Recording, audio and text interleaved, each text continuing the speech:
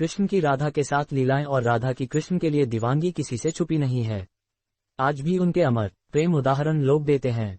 भले ही ये एक दूसरे के कभी हो नहीं सके, लेकिन फिर भी इनका नाम साथ में लिया जाता है। आखिर ऐसी क्या वजह थी जिसके चलते राधा कृष्ण की प्रेम कहानी अधूरी रह गई? ये किसी को नहीं पता। गर्ग संहिता और पुराणों में इसकी वजह बताई गई है। चलिए जानते हैं कि आखिर क्यों नहीं हो सकी राधा कृष्ण की शादी, क्यों रह गई अधूरी प्रेम कहानी। गर्ग संहिता के मुताबिक कृष्ण जब बचपन में नंद बाबा की गोद में खेल रहे थे, तभी उन्हें एक अद्भुत शक्ति का आभास हुआ जो कोई नहीं बल्कि राधा थी।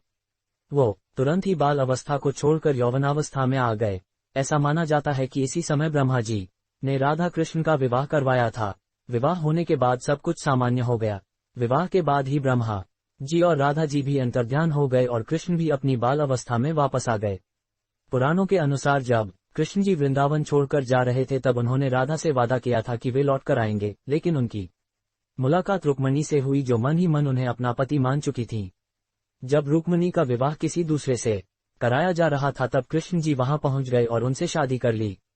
पौराणिक कथाओं के मुताबिक जब राधा कृष्ण बालपन में मिले थे तभी उन्हें अपने प्रेम का आभास हो गया था। राधा कृष्ण से उम्र में 11 महीने बड़ी थी और दोनों का प्रेम आध्यात्मिक था, इसलिए वह कभी शादी के बंधन में नहीं बंधे। पौराणिक कथाओं के अनुसार राधा को रुक्मणी का आध्यात्मिक अवतार भी माना जाता है।